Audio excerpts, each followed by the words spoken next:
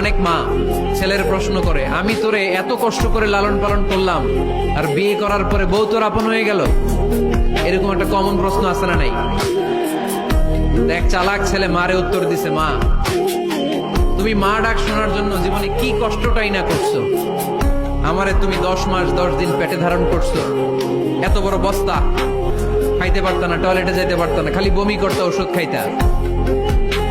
10 মাস পেটে ধারণ করলা, 2 বছর দুধ খাওয়াইলা, আমার পেশাব পায়খানা পরিষ্কার করলা। এরপর 2 বছর বয়সে 3 বছর বয়সে আমার মুখে বোল ফুটলো, তখন আমি তোমারে ডাকতে শুরু করলাম মা মা। এই মা ডাক শোনার জন্য তুমি এত কষ্ট করলা, আর পরের বাড়ির মাইয়া বাড়িতে আইসাই তোমারে ডাকা শুরু করছে মা মা। তো যেই লোক তোমারে মা ডাকে তারে আমি ভালোবাসবো না কেন মা? ঠিক কিনা? আমার মুখের মা ডাক শোনার জন্য তুমি এত কষ্ট করলা, কি কষ্ট। আর পরের বাড়ির চিনি না জানি না এক মেয়ে এসেই তোমার ডাকা শুরু করছে মা মা।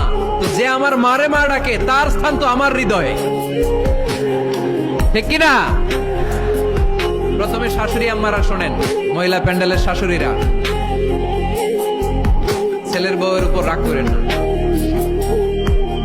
আপনার অনেক অভিজ্ঞতা আছে, বৌমার কোনো অভিজ্ঞতা আছে? নতুন এক্সপেরিয়েন্স নাই। বৌমাকে একটু সময় দেন, একটু গুছায় নিতে দেন, পারবে। রান্না ভালো হয় না, পারবে। ঘুম থেকে দেরিতে উঠবে আস্তে আস্তে। আপনাদের সাথে মানায় চলতে পারে না, পারবে, সব পারবে। আপনিও একদিন পারতেন না। আপনি যখন প্রথম বৌমা হয়ে গেছিলেন ওই কথাগুলো খেয়াল করেন, আপনার দিনগুলো তখন কেমন কেটেছিল।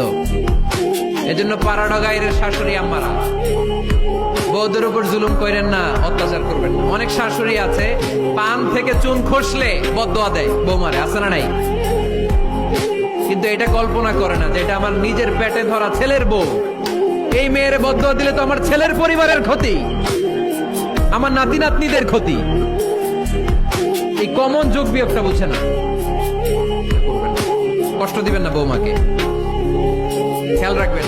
আপনি যদি আপনার বৌমাকে কষ্ট দেন, আপনার নিজের মেয়েটাও বৌমা হয়ে আরেক বাড়িতে যাবে, সেও সেই একই কষ্টগুলো পাবে। এগুলো যখন আপনারে শোনাবে তখন আপনি শান্তিতে থাকতে পারবেন না। চিল্লায় বলেন ঠিক কিনা? পারবেন না আপনি শান্তিতে থাকতে। নিজের মেয়ে সকাল 11টায় ওঠে, ওইটার দোষ নাই, বৌমা কেন উঠলো না, ঝামেলা আছে না নাই? এটা করবেন। এবার বৌমারা, এই যুগের মেয়েরা, পাড়াডগারের বৌমারা যারা আছেন, বউ খবরদার শাশুড়ির সাথে বেয়াদবি করেন না, বেয়াদবি করবেন না। শাশুড়ি আপনার মায়ের মতো। কিসের মতো?